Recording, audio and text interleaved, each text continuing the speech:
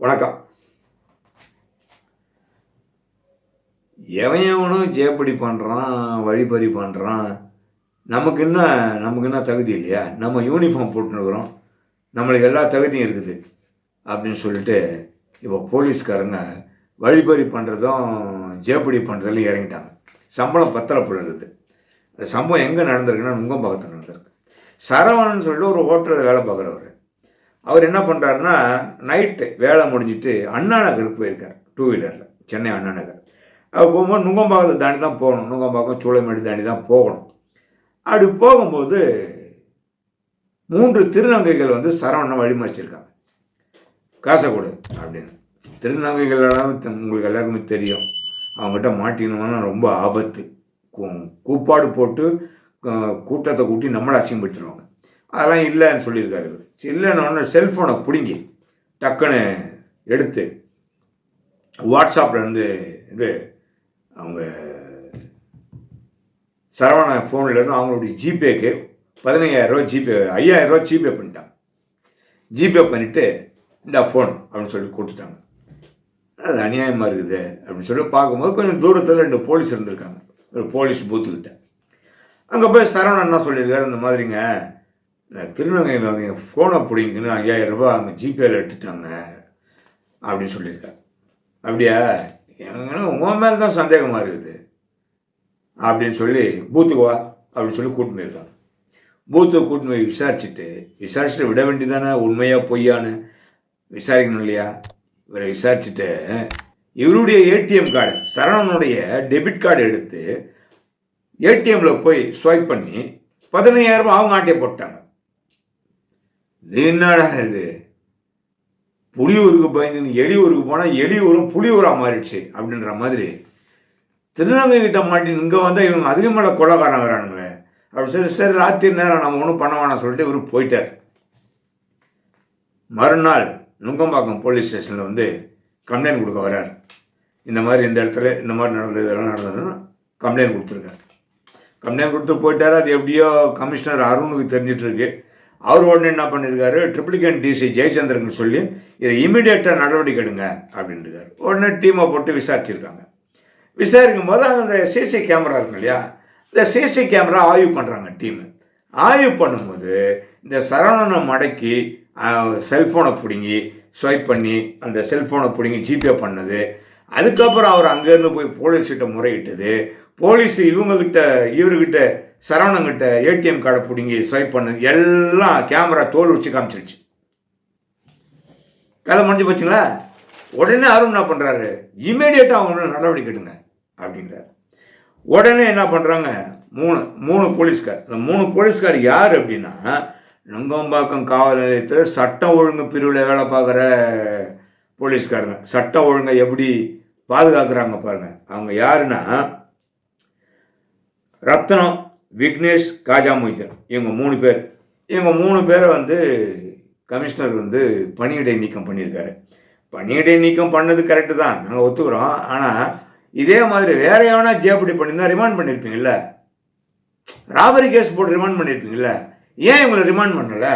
Remand பண்ணுங்க sir, suspend பண்ணுறது பெரிய விஷயம் இல்லை. ரிமாண்ட் பண்ணுங்க, கைது பண்ணி ரிமாண்ட் பண்ணுங்க. ரிமாண்ட் பண்ணி வேலைக்கு வரக்கூடாது இந்த மாதிரி போலீஸுங்களா, அயோக்கிய போலீஸுங்க. இந்த மாதிரி ஊர் ஃபுல்லாக நடந்துங்க. அடுத்து பாருங்கள், ஊட்டியில் நடந்திருக்கு பாருங்கள். ஊட்டியில் இரவு நேரத்தில் வாகன சோதனை பண்ணியிருக்காங்க. ஊட்டி மாவட்டத்தில் வாகன சோதனையில் ஈடுபட்டிருக்கும்போது குருஸ் அப்படின்னு ஒரு பையனை பிடிச்சிருக்காங்க.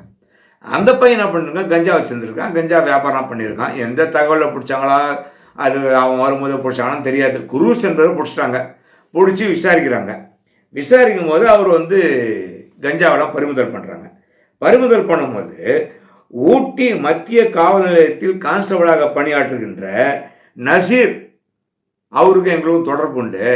அவரும் எங்ககிட்ட கஞ்சா வாங்கினா இருக்காரு, அவரும் எங்ககிட்ட கஞ்சா வாங்கி பயன்படுத்தினா இருக்காரு அப்படின்னு இந்த குரு ஸ்டேட்மெண்ட் கொடுக்குறாங்க. ஸ்டேட்மெண்ட் கொடுத்த உடனே போலீஸ் என்ன பண்ணுறாங்க, இந்த நசீரை போய் விசாரிக்கிறாங்க. நசீர் அகமது விசாரிக்கும்பொழுது இவங்க 2 பேர், இவங்களுக்கு எல்லாம் ஒரே கும்பல் தெரிஞ்சு போச்சு போலீஸுக்கு. உடனடியாக என்ன ஆகுது, நசீரையும் கைது பண்ணுறாங்க. அதன் பிறகு இன்னும் ஒரு ரெக்கை கெடுப்பார். நசீர் போலீஸை விசாரிக்கிறாங்க. இந்த நசீரை விசாரிக்கும்போது 3 நபர்கள் இதில் சம்மந்தப்பட்டிருக்காங்க. 3 போலீஸ்காரங்க, சாதாரணவங்க இல்லை. அந்த 3 போலீஸ்கார் யார் அப்படின்னா, ஊட்டி மாவட்டம் எருமாடு காவல் நிலையம். பேர் எப்படி இருக்கு பார்த்தீங்களா? சூப்பராக இருக்கு பாருங்க. எருமாடு காவல் நிலையத்தில் பணிபுரியும் போலீஸ் அபிஷேகரன். அதுக்கு அடுத்து கோத்தகிரி காவல் நிலையத்தில் பணிபுரியும் மாயக்கண்ணன். அதுக்கப்புறம் மசனகுடி காவல் நிலையத்தில் பணிபுரிந்த காவலர் சாந்தகுமார். இந்த 3 பேரையும் கைது பண்ணுறாங்க போலீஸார். நீலகிரி மாவட்ட எஸ்பி என்ன பண்ணுறாங்க, இம்மிடியேட்டாக அரெஸ்ட் பண்ணி ரிமாண்ட் பண்ணுங்க. சூப்பர். இது ஆஃபீஸர், புரியுதா? வழிப்பறி பண்ணியிருக்கிறான், ஜேப்பறி பண்ணியிருக்கிறான், பணத்தை பிடிங்கிருக்கிறான், அவனை சஸ்பென்ஷன் பண்ணியிருக்காரு எஸ்பி கமிஷனர். ஆனால் இந்த எஸ்பி என்ன பண்ணாங்க, ரிமாண்ட் பண்ணு, எஃப்ஐஆர் பண்ணி ரிமாண்ட் பண்ணு அப்படின்ட்டாங்க. அதிகாரிகள் எவ்வளோ வித்தியாசம் இருக்குப்பா. எங்கே ஊட்டியில் இருக்கிற எஸ்பி நேர்மையாக இருக்கார், இங்கே இருக்கிற கமிஷனர் என்ன பண்ணுறாரு, சஸ்பெண்ட் மட்டும் பண்ணுறாரு. எவ்வளோ வித்தியாசம் இருக்கு பாருங்க. அதுக்கப்புறம் இன்னொரு வெக்கக்கேடான விஷயங்க. இது வந்து கேஎம்ஸ் ஆஸ்பத்திரியில் ஒரு இன்சிடென்ட் நடந்துச்சு, உங்களுக்கு எல்லாருக்கும் தெரியும்னு நினைக்கிறேன். அதாவது கேஎம்ஸ் ஆஸ்பத்திரியில் சுசித்ரா அப்படிங்கிற பொண்ணுக்கு பிரசவமாயிருக்கு. குழந்தை வந்து இறந்துருக்கு. அதை பார்க்க வர்றாரு ஒருத்தர். அந்த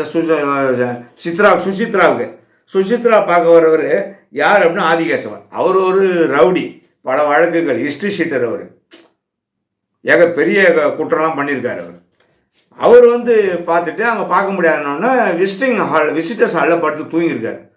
தூங்கியிருந்தது தான் ஒரு கும்பல் வந்துச்சு. 6 பேர் வந்து டமால் போட்டு கையை காலை வெட்டி கொலை பண்ணி எகிரிச்சு. அதுக்கப்புறம் போலீஸ் 2 பேரை பிடிச்சிட்டாங்க. இன்னும் மீதி வேற பிடிக்கல. பிடிச்சி ரிமாண்ட் பண்ணிட்டாங்க. அதுக்கு என்ன பண்ணுறாங்க, அங்கே என்ன ஒரு 5 கான்ஸ்டபிள், எஸ்ஐ, இவங்க எல்லாத்தையும் சஸ்பெண்ட் பண்ணுறாங்க. சஸ்பெண்ட் பண்ணும்போது அவர் யார், எஸ்ஐனா நரேந்திரன் நாயர் தான் சஸ்பெண்ட் பண்ணுறார். அதாவது நம்ம அடிஷ்னல் கமிஷனர். இந்த மாதிரி கவனக்குறைவாக இருந்திருக்கிறீங்க, போயிருக்கீங்க அப்படின்னு. போலீஸ் ஸ்டேஷனில் ஒரு 40 போலீஸ் இருந்துச்சுன்னா 35 போலீஸு அடிஷ்னல் கமிஷனர் இவங்களுக்கு எல்லாம் வீட்டு வேலை செய்ய போயிடுறாங்க. மற்ற போலீஸ் தான் இருக்குது.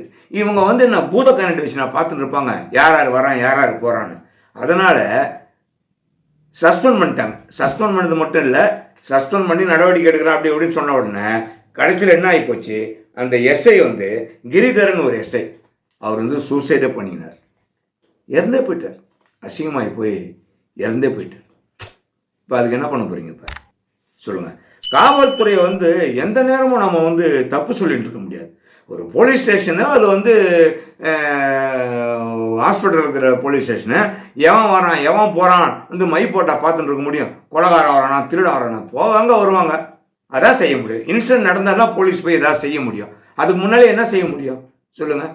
அந்த கிரிதரன் எஸ்ஐ மன வருத்தப்பட்டு தூக்குமாட்டி செத்து போயிட்டு. செக்யூரிட்டி டைட் பண்ணுங்க. செக்யூரிட்டி போட்டிருக்காங்கல்ல, ப்ரைவேட் செக்யூரிட்டி வேலை பார்க்குறாங்க, அவங்க என்ன பண்ணுறாங்க? அவங்களும் பார்க்கணும்ல. சொல்லுங்கள். கொலை நடந்து போன பிறகு போலீஸ் வந்து விசாரிப்பாங்க, அது வேறு விஷயம். இது எப்படி ஹாஸ்பிட்டலில் வந்து யாரையா நீங்கள் வந்து கட்டுப்படுத்தி எப்படி நிறுத்த முடியும்? இதனால் நீங்கள் வந்து சிசி கேமராலாம் பக்காவாக இருக்கணும், ஆளுங்களை அதிகப்படுத்துங்க, கரெக்டாக வந்து டோக்கன் இப்போ பண்ணுறாங்க. இப்போ விசிட்டர்ஸ் யாரெல்லாம் வரீங்களோ, எந்த பேஷண்ட்டை பார்க்க போகிறீங்களோ பேர் சொல்லுங்கள், டோக்கன் போட்டு போங்கன்னு. முட்டிட்டு குனிகிற மனுஷால் தானே உங்களை. முன்கூட்டி நடவடிக்கை எடுத்து இது கரெக்டாக பண்ணிங்கன்னா இந்த மாதிரி சம்பவம் நடக்காது. ஏற்கனவே அந்த சென்னையில் ரவுடியெல்லாம் பிடிச்சி போடணும்னு சொன்னார் அருண் கமிஷனர். அந்த ரவுடிகளை பிடிக்கிறதுல ஒரு டீம் இருக்குல்ல, குண்டாஸ் பிடிக்கிறதுல ஒரு டீம் இருக்குது சென்னையில், ஆன்டி ரவுடிசமே ஏதோ ஒன்று வச்சுருக்காங்க. அந்த போலீஸ் வச்சு கண்டுபிடிங்க, எல்லா ரவுடியும் பிடிச்சி உள்ளே போடுங்க. அப்படி விட்டுட்டு அங்கே ஏஎஸ்ஐஎம் கான்ஸ்டபிள் என்ன பண்ணுவாங்க பாவம், அவங்கள சஸ்பெண்ட் பண்ணிட்டீங்க. உங்களுடைய அரிப்புக்கு எவனோ ஒருத்தவங்க மாட்டிங்கன்னா அவ்வளோதான். அவங்க மொத்தத்தில் சென்னையில் என்ன ரவுடி இருக்கிறான் இல்லையா? அப்படி தான் அர்த்தம். எப்படியோ கண்மூடித்தனமாக என்னென்னோ பண்ணிட்டு இருக்காங்க. இதெல்லாம் நியாயமாக தெரியல சார். பார்ப்போம், நம்ம இன்னொரு காணொலி காட்சியிலே உங்களை நான் சந்திக்கின்றேன். லைக் பண்ணுங்கள், ஷேர் பண்ணுங்கள், சப்ஸ்கிரைப் பண்ணுங்கள், என்கரேஜ் பண்ணுங்கள். நீங்கள் என்கரேஜ் பண்ணால் தானே உங்களுக்காக தான் நான் வீடியோ போடுறேன். பாருங்கள். அடுத்த வீடியோ நம்ம சந்திப்போம்.